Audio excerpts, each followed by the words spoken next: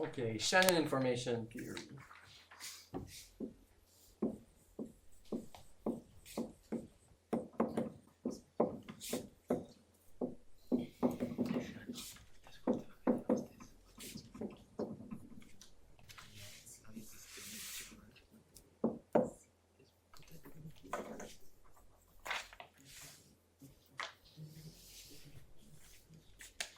We've done a lot of the work in understanding prefix codes and coding theory. So now the idea is to sort of blend coding theory with probabilistic events. How am I going to encode an alphabet if some symbols are more likely than others? That is basically the problem. And I think, it's such an elegant idea and theory that it's well understood via an example. I'm going to do an example before, and then the notion of entropy will be crying for us to define more rigorously and revisit the example formally. But I think to develop the idea behind it, yeah, it's good to see it through an example. So here it is.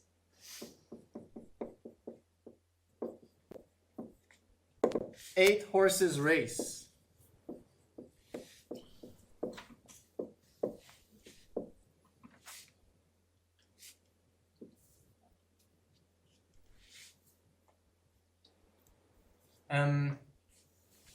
We have Adrian, Boris, Charlie, Donovan, Evans, Frank, George, I guess, and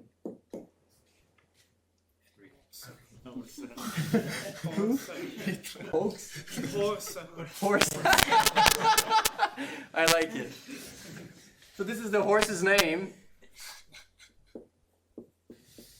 And this is going to be their probabilities of winning.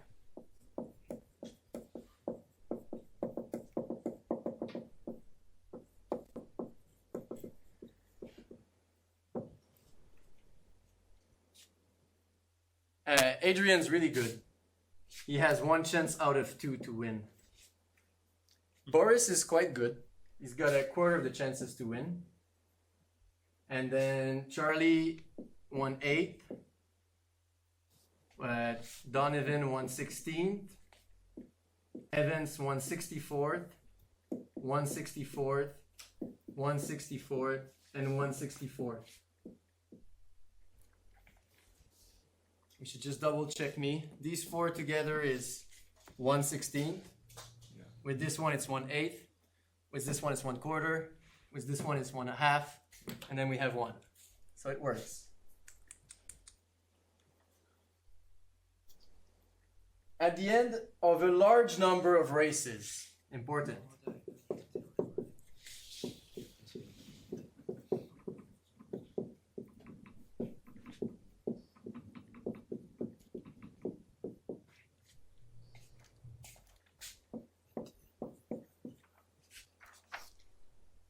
We want to communicate in a binary channel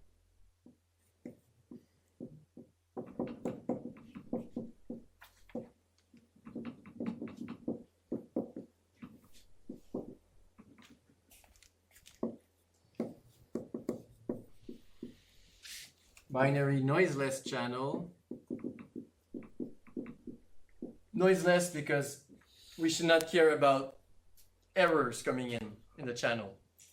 We assume that the output of the channel is exactly what we put it in. All Shannon theory, in fact, has been used to extend this to noisy channels. If you have noisy channel, then you might want to introduce redundancy in your channel. But for now, I assume that the channel is perfect. I said redundancy in your encodings.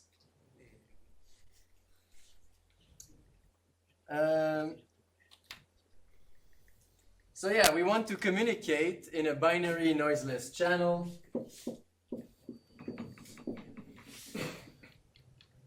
The sequence of outcomes.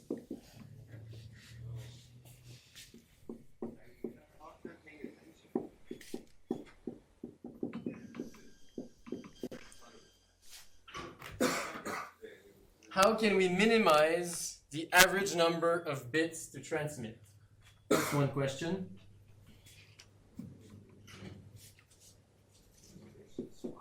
How can we minimize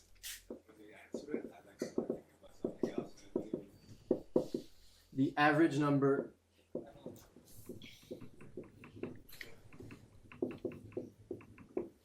of bits to transmit?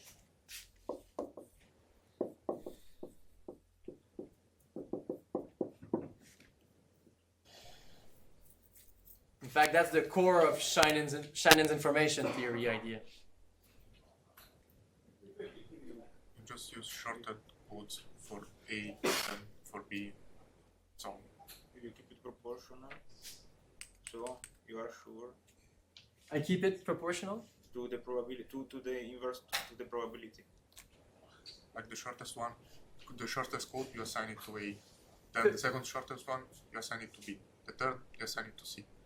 The fourth, fifth. Then doesn't matter anymore. You get the idea. You get the idea. And maybe I could just add one more question. And what is this average number?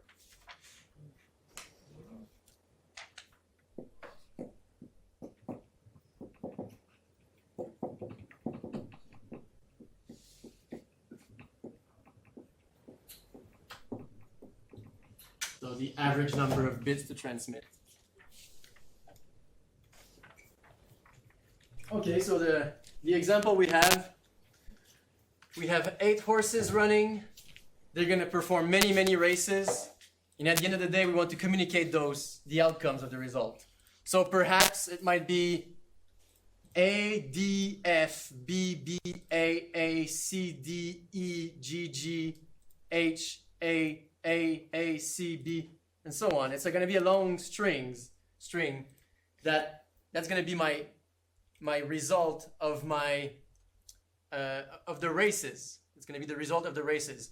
Now, I don't want to communicate A, B, C, and G because I have a binary channel. So I'm going to have to encode those into bits. And the challenge is to minimize the average number of bits to communicate. Just before the break, Pasquale noticed, oh, well, A has a lot of chances to win. So it might be a good idea to save him a short code word. You know, H and G, they don't have a lot of chances to win. So if they have long code words, not so much a big deal. I'd rather keep shorter code words for the likely events. That's the idea behind optimal coding. So let me write this down. I think it's an important idea. I'm going to write it down. Oh yes, even prior to that, because the encodings will be concatenated.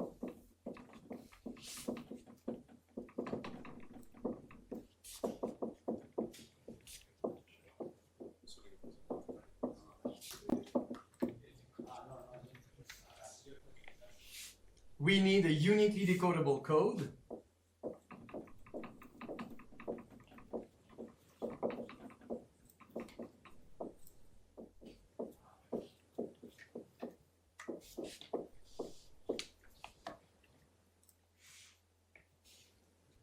So without loss of generality,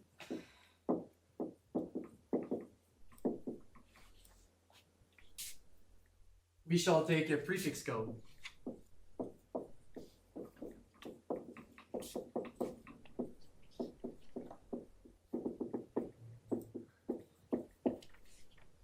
Now I can write without loss of generality. We saw that uniquely decodable codes are a larger class of codes, but last time we saw that Macmillan's theorem says that uniquely decodable codes fulfill Kraft's inequality. And by Kraft's theorem, we see that a code which fulfill Kraft inequality can be made prefix. So let's just consider prefix codes then. So yeah, just to be clear, this without loss of generality is due to Macmillan's theorem.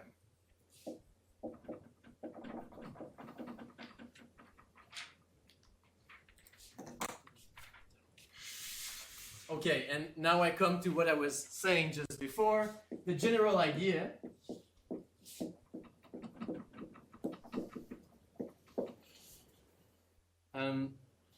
is to save short code words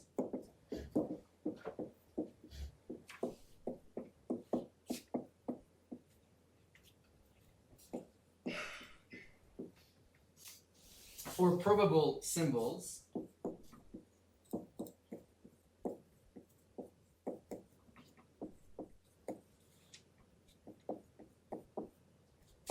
like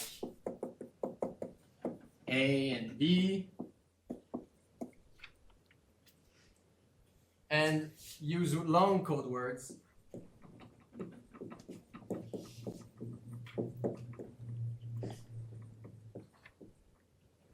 for rare symbols.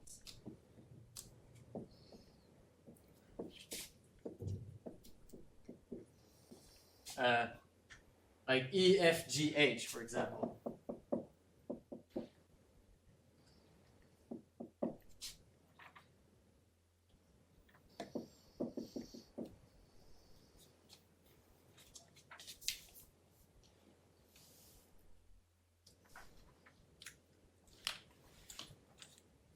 Okay.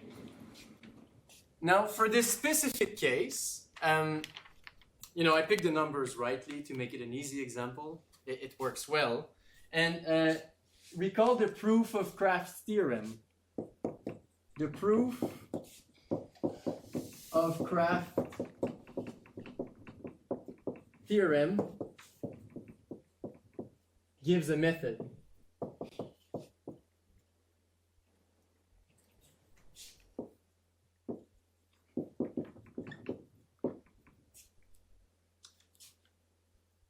Yeah, the probabilities are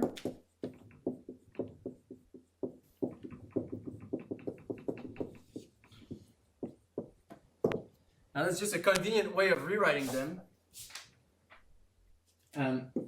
It's 2 to the minus 1, 2 to the minus 2, 2 to the minus 3, 2 to the minus 4, 2 to the minus 6, 2 to the minus 6, 2 to the minus 6, and 2 to the minus 6.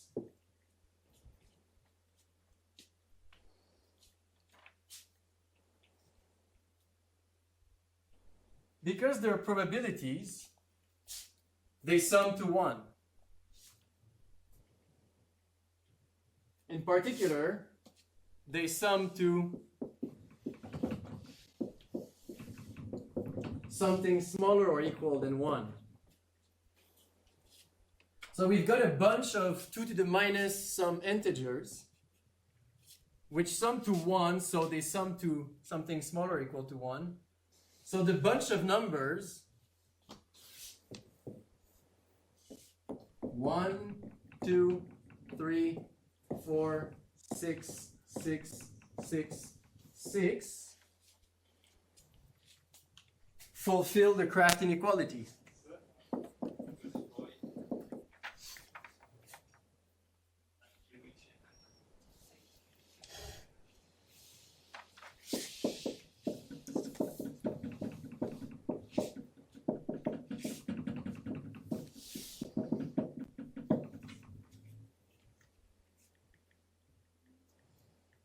I kind of got lucky for that example. I just rewrote by chance these numbers, if you want, as 2 to the minus 1, 2 to the minus 2, 2 to the minus 3.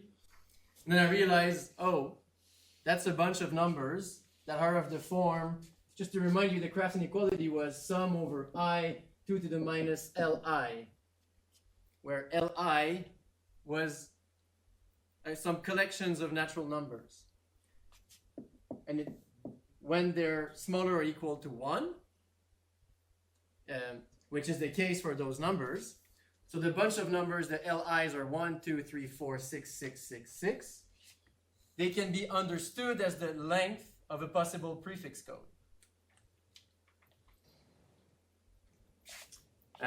Because they fulfill the Kraft inequality, thus there exists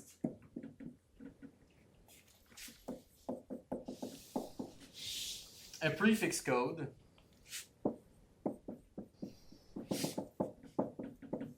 with code word lengths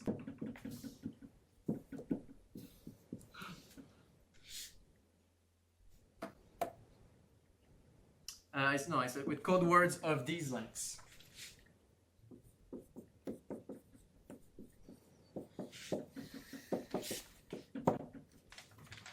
And in fact, in the second part of Craft's inequality, we saw how to construct this code. I explained it via the interval construction. We stuck all the intervals there. We understand that these intervals are, they have the form of a cylinder. But maybe now I could explain it differently via the tree. I think it's quite good to have the tree. Once I have those numbers, I know I could construct a prefix code with one code word of length 1, one code word of length 2, one code word of length 3, and so on. So I can start with my root, and this is going to be my 0, this is going to be my 1. I need a code word of length 0, a code word of length 1. So if I take once a branch of my tree, that will be it for that code word. So this node is going to be a code word. It's the code word 0. And it's going to be the code word associated with the likely event, the most likely event. So 0 will be the code word for A. At some point I'm going to stop writing A. We're going to extend the logic. And then I don't want a code word 1. That will kill my prefix freeness. It will kill my tree. So I need to leave this branch open. But then what I know is that my second code word needs to have length 2. So I'm going to use here. This is going to be the code word 1, 0. And it's going to encode Boris with his name, B. When Boris wins, I'm going to send 1, 0 in my channel.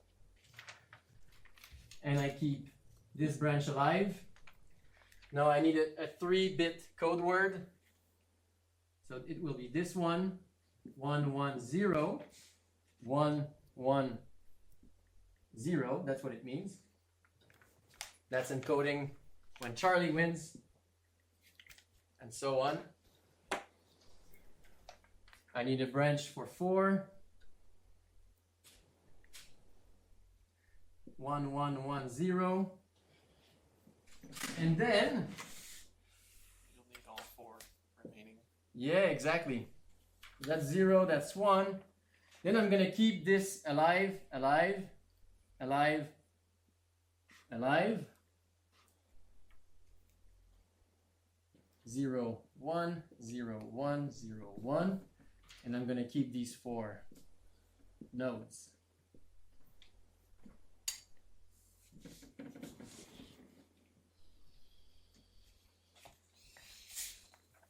And so I can go along the tree, 1, 1, 1, 1, 0, 0.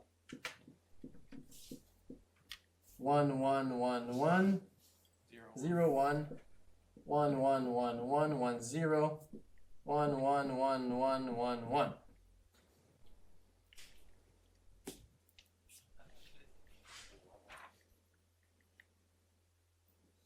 So that's a prefix code for encoding the outcomes of the race.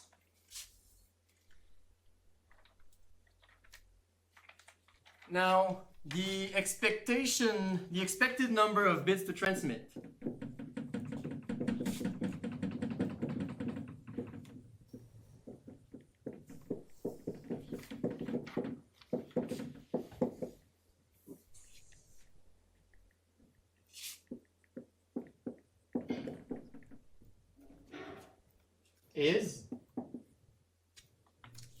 That's one of the questions. In fact, by the way, I asked 2 questions. How can we minimize the average number of bits to transmit? I came up with a code which sort of fulfills the philosophy of keeping short code words for likely events and long code words for unlikely events. But I'm not showing that it's optimal. We will, though. But not in the example. We will in the theory that we developed after that. In fact, what I'm going to be doing here is compute at least the average. What is the average number of bits to transmit? Which it's exactly what I was writing down here. So it's the sum for x equals 1 to 8. Yeah, x here labels my my possible outcomes of my random variable. So I basically understand that I have a random variable. Yeah, I labeled them A, B, C, D. I could rename them 1 to 8 if you want. So I'm summing over x equals 1 to 8. P of x, the probability that the horse number x wins, times the length of the corresponding encoding. This is the expected number of bits to transmit.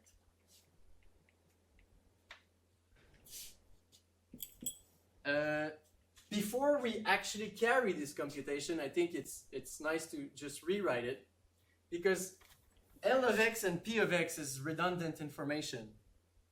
As I came up with this vector, this is, L of x equals, this is the possible length of my messages. I manipulated and I got it from the probability vector.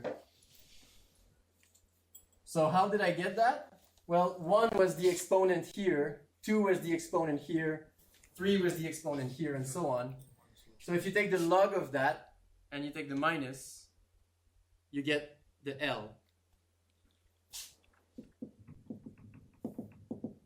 Okay, so I'm not being rigorous, but I just for visual, this is P of x, this is my probability vector, and this is my length of my encoding vector.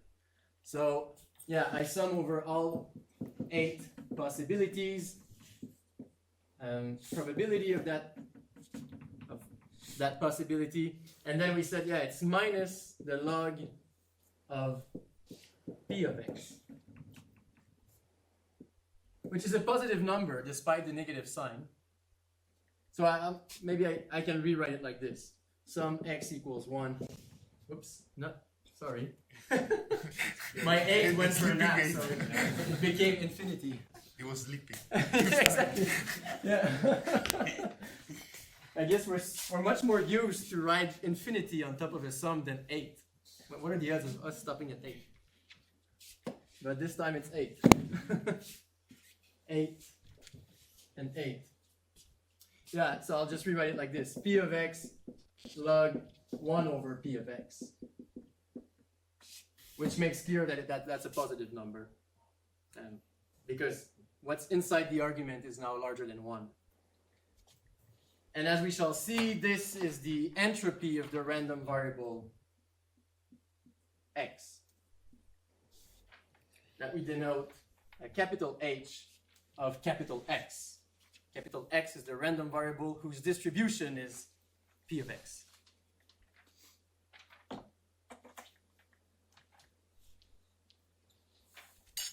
Where x, capital X, is the random variable defined by the race.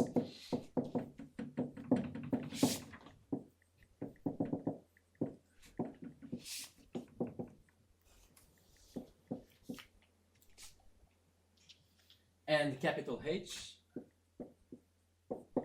is Shannon's entropy.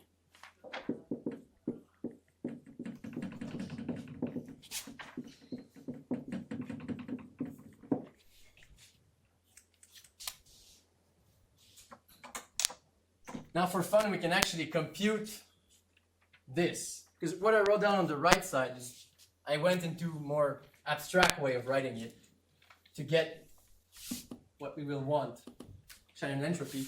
But for fun, we can compute it. So with probability 1/2, I send 1 bit of communication in my encoding. Plus with probability 1/4, I send 2 bits of communication. That's if Boris wins. He's got 1/4 of the chance to win, in which case I will send 2 bits. With probability 1/8, I'll send 3 bits. With probability 1/16, I send 4 bits. And with 4 times probability 1/64, I send 6 bits.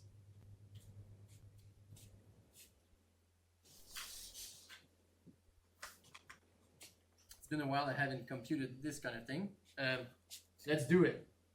1/2 plus, let me simplify, 2/4, that's also 1/2. 3/8, in fact that might be convenient to put it over 16, so that's 6/16. 3/8. Then I got 4/16. And here, yeah, 4/64, that's also 1/16, so I've got 6/16. 1/2 plus 1/2 is 1, and then 6 plus 4 is 10, plus 6 is 16/16. So we've got 2. On average, we send 2 bits of communication to specify the outcome of the race. In a prefix-free manner. It matters. If it wasn't obliged to be a prefix-free code, I could say, oh, too bad, I'm going to also have a node here at 1. Then I'm going to have a node at 0, 0, and at 0, 1. You know, why would I go so deep in this tree? Well, I would still have like available nodes. Well, the whole idea is to have it prefix-free because these code words are going to be concatenated in a channel, and the receiver does not have delimiters. He's just going to have a bunch of zeros and ones, which he will have to make sense of. But by agreeing up front, you know, the receiver, he's aware of what you're doing. So he's aware that you're going to encode the outcome A with a 0 and so on. And once he receives your data, he can decode it uniquely. In fact, he can decode it instantaneously by reading from left to right.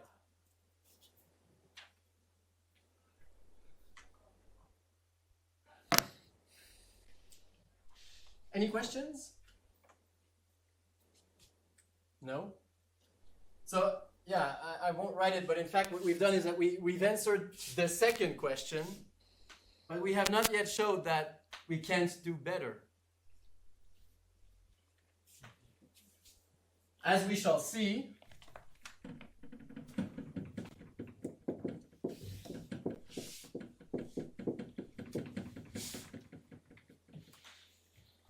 the entropy of a random variable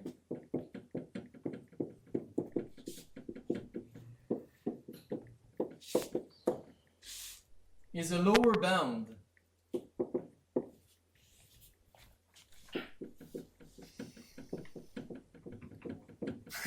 on the expected length of a prefix code.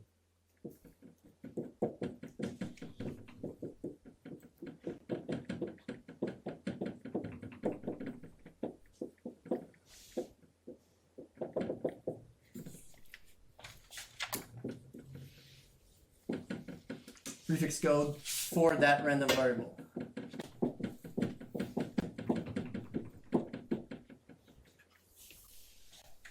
If we so far take this as an oracle, we will show that. But if you so far take this for granted, because the code that we've exhibited here attains the entropy H, then we have an optimal code in this case.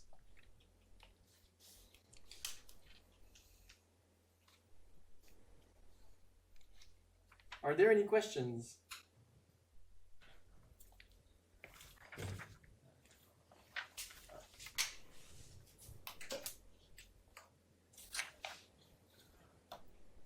So far, so good. Okay, we will prove this last sentence here, that the entropy is the minimal expected length of a prefix code for a random variable.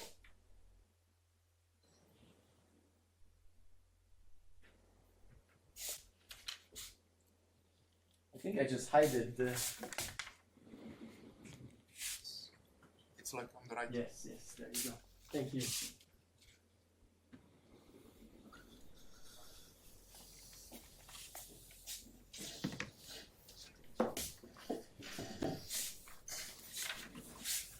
Ciao, have a nice one.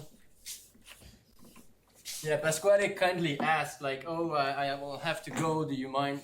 Of course not. Like, if it happens that you can stay 30 minutes, or if you only want to stay 30 minutes, like, please be free. I will never be offended if you leave during the course.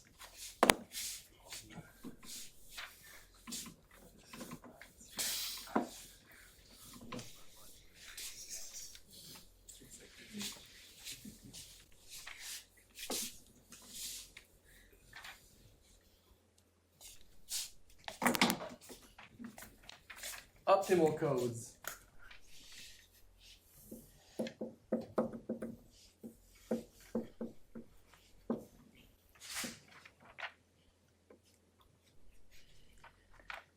Let X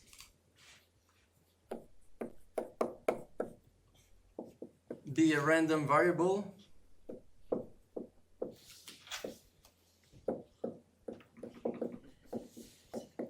over an alphabet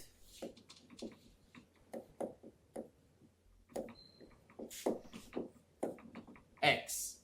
I'll remain consistent. X, the possible values taken by the random variable X is written calligraphic X. When we did some coding, we had alphabets. I used to write them calligraphic A. But they had no underlying probabilistic models. They were just a bunch of symbols to encode. Now we have a bunch of possible symbols to encode, but they're understood as being the outcome of a random variable. So there's going to be an underlying probability distribution, exactly like we've seen in the case of the horse race. What is the prefix code of minimal expected length?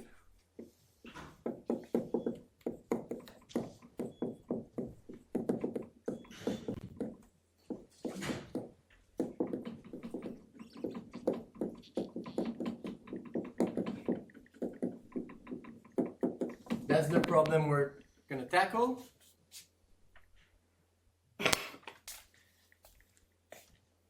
And first remark is that I asked about the prefix code. But I don't really care about the prefix code itself. I care about the set of lengths that are interesting. Because then once you have it, you can flip the zeros for ones. It's not going to change anything. Or in this construction here, I always saved the upper branch. But here I could have said, oh no, I want C to be encoded in that one. And then leave alive the zero branch. Why not? It's going to give an analogous prefix code with different actual code words, but the set of length would be the same. And that's what matters. So to specify my question, I just want to add what we care about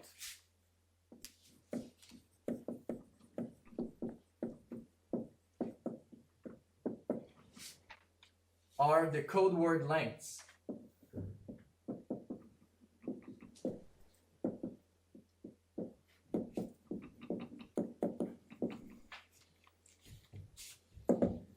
This set here.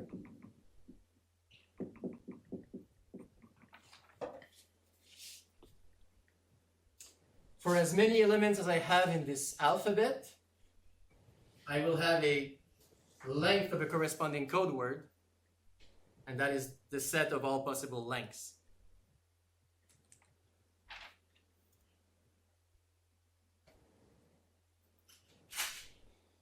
In fact, technically speaking, I shouldn't say it's not a set. It might be better to write it as a tuple with parentheses. Because a set, they don't like repetitions. If you have, like, in our example, we had 6 4 times. 6 was a code word length. It appeared 4 times. If you just take a set, technically speaking, 6 will collapse to only one element, 6. But here I want 6 to appear 4 times, so I'll write it as a tuple. And what we want to minimize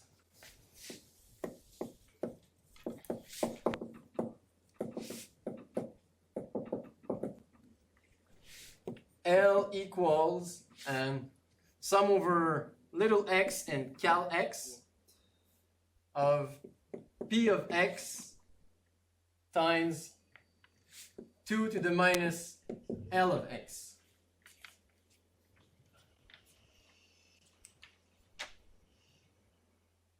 Sorry. There's a mistake here. I want to minimize the expected length. There's no 2 to the minus. It's just L of x. Yeah. With probability P of x, I will have a code word of length L of x. I sum over all those P of x. L of x, that's the expectation value of the length. but I have a constraint. We want to minimize this with the constraint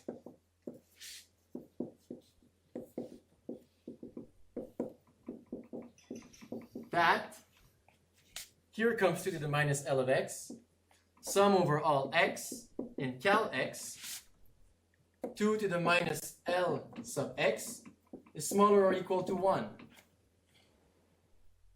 Why do we have that as a constraint? Prefix code.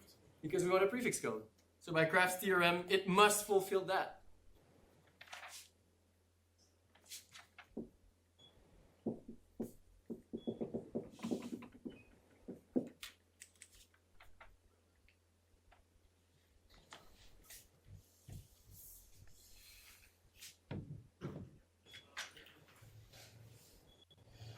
Okay. Now I'm going to make some assumptions. Assuming an equality in the constraint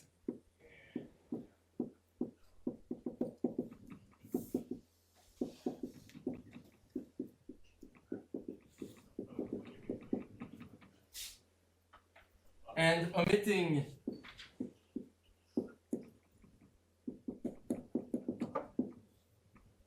that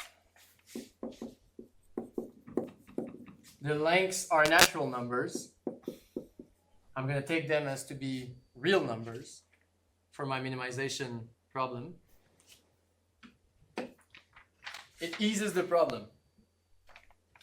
It boils down to a standard minimization problem.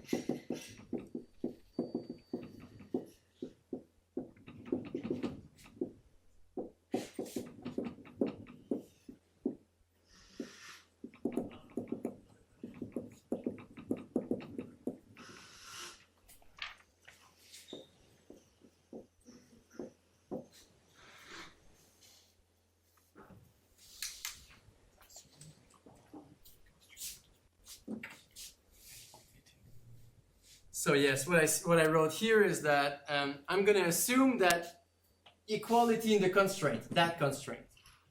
So I'm going to assume that this holds with equality, and I'm going to neglect the fact that the lengths have to be natural numbers, because I will have to differentiate with respect to Lx. So let's not care that they're rational numbers, that they're natural numbers, and we minimize that problem.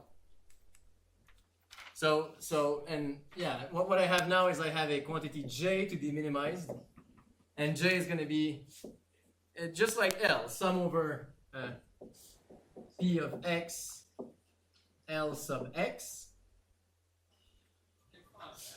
over all x in the possible alphabet. And I'm going to use a Lagrange multiplier to take care of the constraint. So the general trick is that what I want to minimize is L. I just wrote it down again. That's L. But I have a constraint. And my constraint is sum over x of 2 to the minus L of x minus 1. Okay, because that has to be equal to 0. The general idea is to introduce an extra variable, lambda, times the constraint. That's the method of Lagrange multipliers. And we want to solve for Lx. We want to find the Lx. And by introducing this extra variable, what it guarantees is that once you differentiate with respect to that new parameters and set it equal to 0, well, you demand that the equality that this constraint holds. Okay?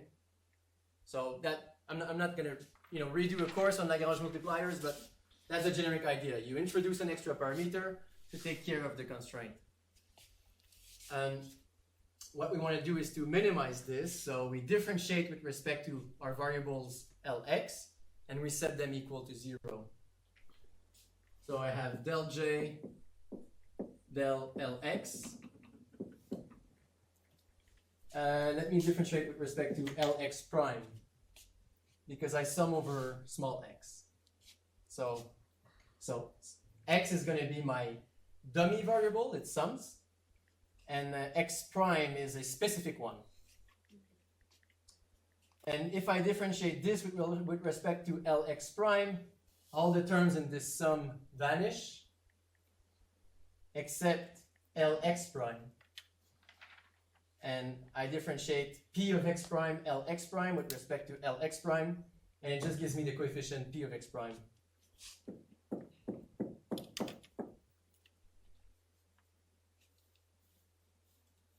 Now, I want to differentiate this with respect to Lx prime.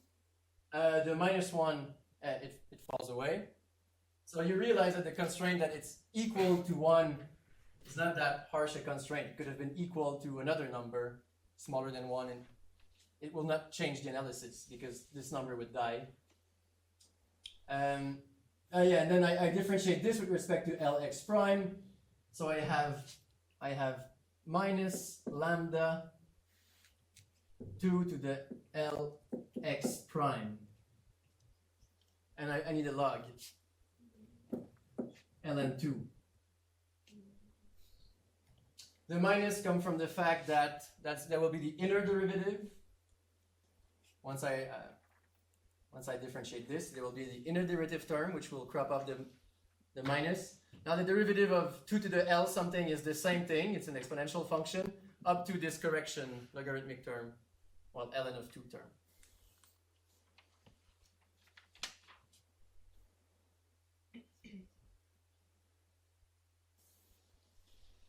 I missed the minus sign here, sorry.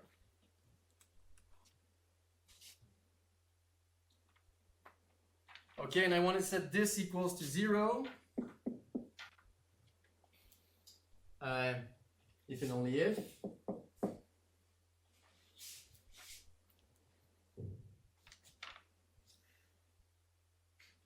P of x prime is equal to lambda ln 2 to the minus L x prime. And now by summing over x prime,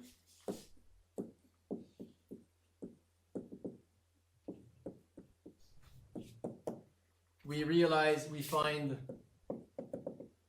that lambda ln 2 equals 1. Because if I sum over x prime on the left hand side, I'm summing probabilities, I get 1. And here I sum over Lx prime I use here again the stiff equality. I'm assuming that this constraint holds with equality. So this will be 1. And it just permits me to get rid of the Lagrange multiplier. I find its value.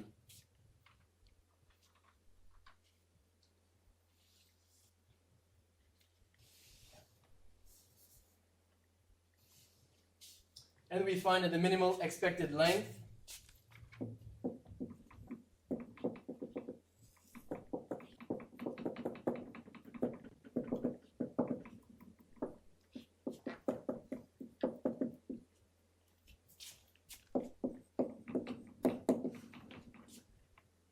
is achieved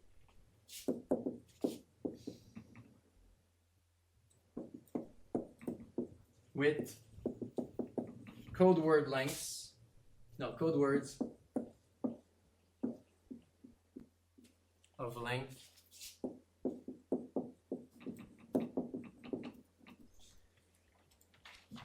L star of x is equal to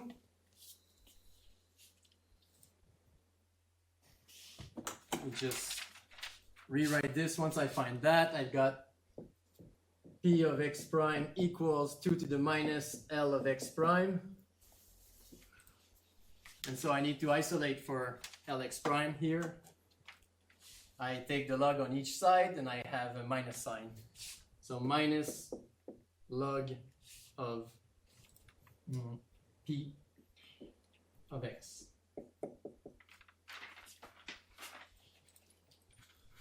Or again, as I once wrote, it's log of 1 over P of x.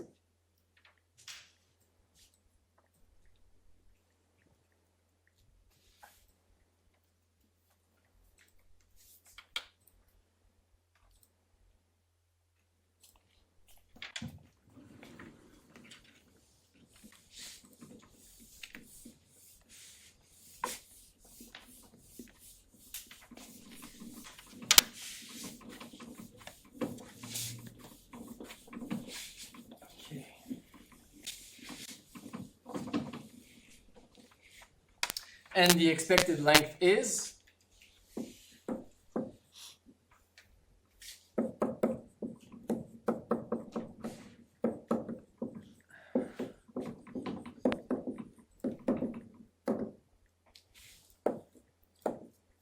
L star, capital L star, sum over all x of p of x log 1 over p of x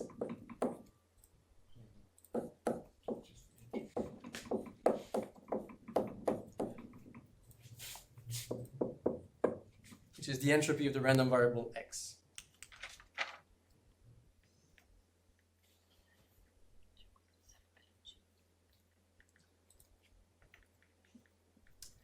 The entropy, okay, so as general remarks, these log, when I write log on the board, it's a base 2 log. And Shannon's entropy is also base 2. He also works with a binary alphabet. But note that unlike in our example, this quantity here is in general not going to be a natural number. You know, and we can see it also from this minimization problem. I was not caring about this being a natural number. It has an operational meaning once we understand this as a length of a code word. And we will find conditions in which we can achieve optimality. In our example, we had very beautiful probabilities. They were 2 to the minus something, which guaranteed that these numbers were integers.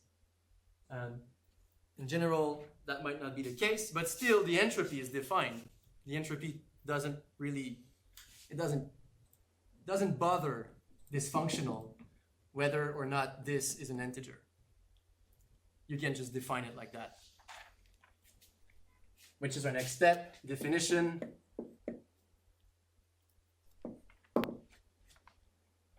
The entropy of a discrete random variable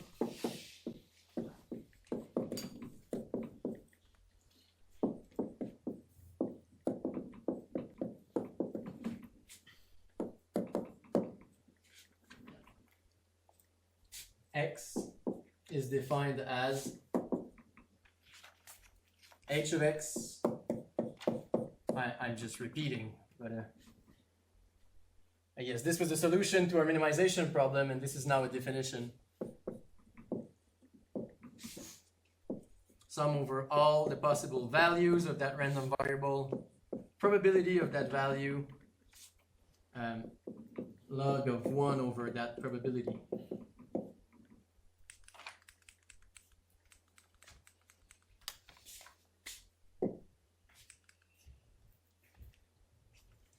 Are there any questions on our derivation or on that definition?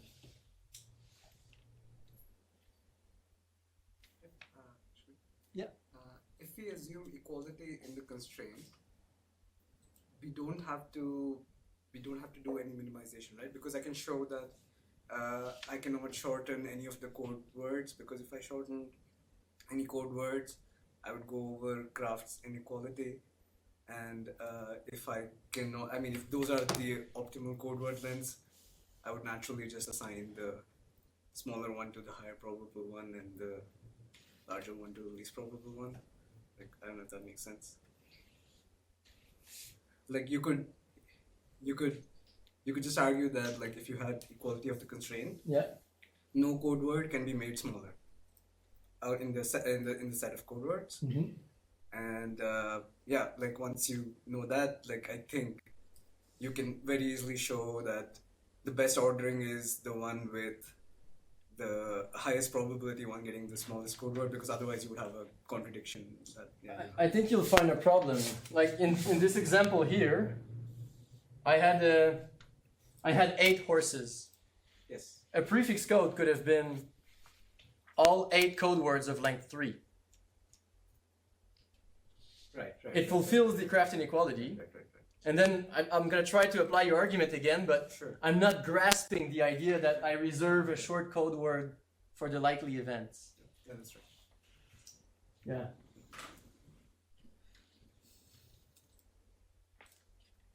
Thanks for the question.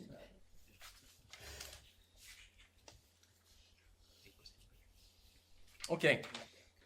Some small remarks. Yeah, the quantity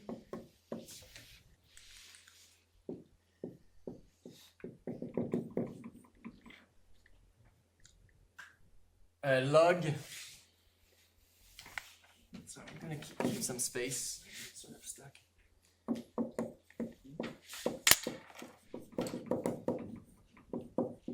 Log of 1 over px is sometimes called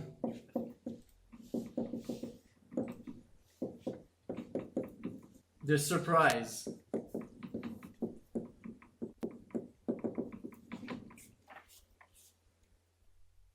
Or the self-information.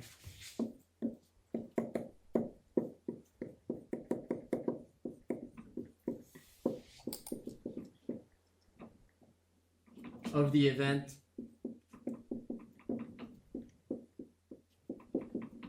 random variable takes value little x. And the idea is that it grows as p gets smaller. So you are more surprised the larger it is. Okay, if in our example, if I tell you, hey, horse A has won the race, oh yeah. Horse G has won the race. Oh my God! Wow, well done, G. I'm surprised. You know, that's the idea behind the word surprise, I guess. Self-information sort of have an implicit meaning of the length of his code word, I would say. But yeah, what matters for our purposes is that the operational meaning is clear.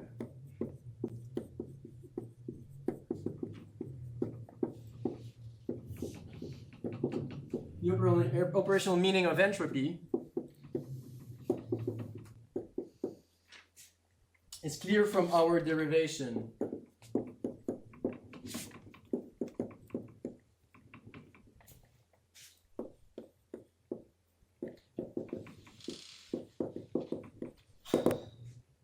It is the minimal expected number of bits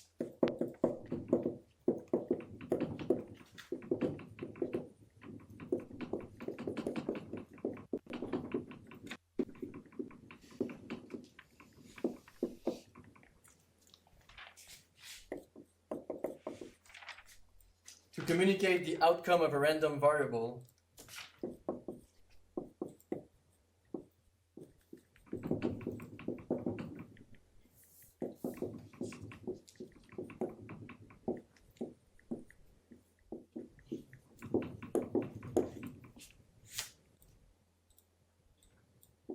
in a prefix code.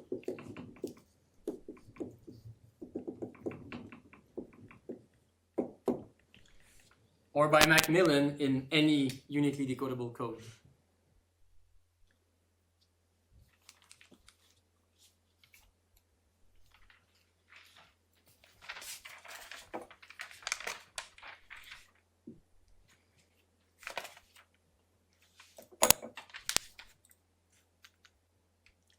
Yeah, that's what I have in mind by operational meaning. You know, you can define something, and a priori, what is that mathematical object? It's a function which maps a distribution of a random variable to a number. You know, you could just say that, and you're done. I've told you what Shannon entropy is. But especially in our context of algorithmic information theory, we're interested in codes. And I think it's worth to set up all this theory about prefix codes to understand, oh yeah, the minimal number of bits required to communicate the outcome of the random variable on average. Excuse me, do you know if there is a join or intersection between this definition of entropy and the physical entropy? Yeah, there is. So in physics, like entropy has various phases, and it comes with the, I guess, the historical development of the idea. So the word entropy has been coined for the first time by Sadi Carnot, I think in 1824, if I'm correct. In the 1820s, he was sort of interested into machines that were harnessing heat flow and converting heat into mechanical work. And he found that you cannot harness all the work, that some quantity of energy had to be dissipated in the environment.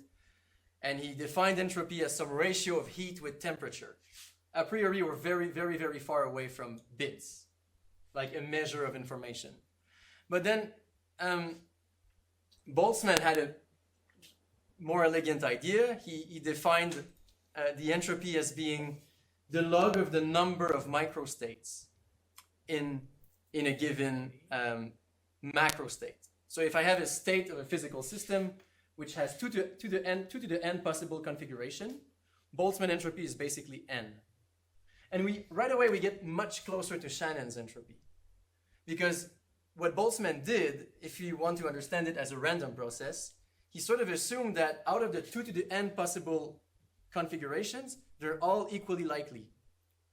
If they're all equally likely, then you can plug it in that distribution, and you would get an entropy of n. So what I'm saying here is that if p is equal to 1 over 2 to the n, the entropy functional returns n. It's just the log. So yes, there is connection. And then when came Shannon, after probably in the same time, Gibbs entropy, which is an even more refined notion of entropy, is precisely that formula. Okay, thank you. Yeah. So yes, there are, and in fact, I'm co-working on a very short paper with Stefan and some other collaborators, in which we try to convince the physics community that entropy, even in physics, is better understood in bits. Like the unit should be bits. Because right now, if you open Wikipedia and you check at physical entropy, the unit is still joules per Kelvin. And you go like, joules per Kelvin. And it becomes from the original notion of Carnot, which was heat divided by temperature.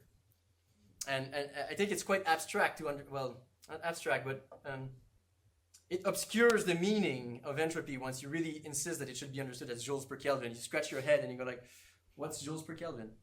And so the consequence of defining entropy in terms of bits is that temperature should no longer have the units of Kelvin, but it has the units of joules per bit. Because, okay, yeah.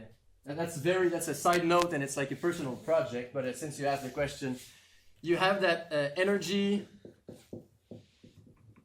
relates to entropy. I should write it this way. Temperature, no. Entropy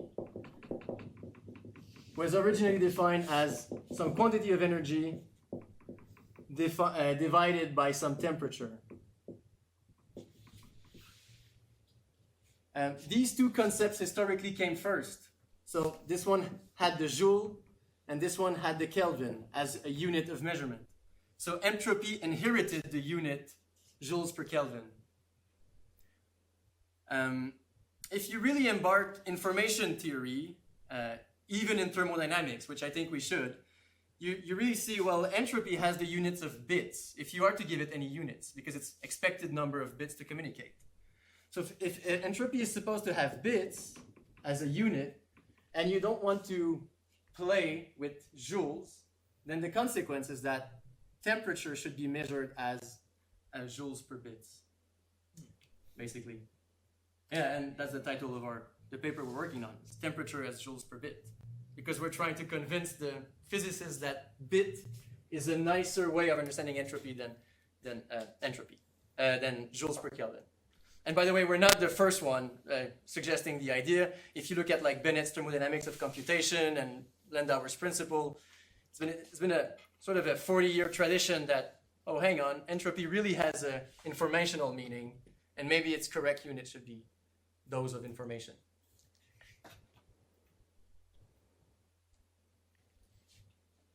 Yes. You think thermodynamics and information theory are merging into one field at the moment? Slowly? Yeah, well, I really think that thermodynamics is a blend of microphysics, like what happens when molecules bump into other molecules, and information theory. What can we, very high-level agent with very limited knowledge of the actual microstate, can say about that? So, for me, it's really like a blend of information theory and physics. Especially use bit to define the process of cross-graining. like when you mean from the microstate to the macro state, Mm-hmm. and you want to measure the entropy in bits. So in this sense, with the bits, you encode the coarse graining process.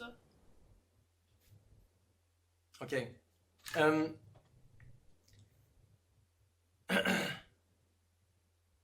Boltzmann's original notion had a notion of a macro state. Yeah. Yeah. And the number of underlying microstate was something. Yeah. So now it's always a bit of a tricky to say what's the definition of a correct macro state. Because if you say, oh, it's defined by pressure, volume, and so many macroscopic quantities, then if you have another agent which has more efficient ways of measuring pressure, volume, and so on, or he finds other quantities to measure, for example, the average kinetic moment, or then it will define different notions of macro state. Yes. So our more pedestrian way of working was with just energy. So the number of microstate at a given energy.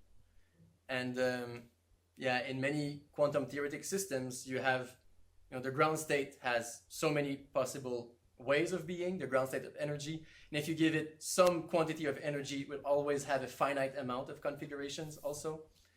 And so we were basically just, what our notion of a macro state is a physical system at a given energy. So we only specify the energy, and that specifies the macro state. But in this way, you are constraining all the others variables, are you? Like, for example, number of molecules or something like this. Yes. Yeah.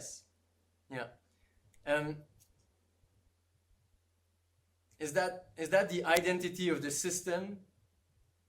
That's also a thermodynamic system is what? You have to say, oh, it's going to be a gas with so many molecules in that room. But all that is like implicit information in you defining your system. Well, energy is the only important one for the equation of motions Exactly. in Hamilton. So So we basically push all the others, like numbers of molecules and other parameters, into the definition of the system.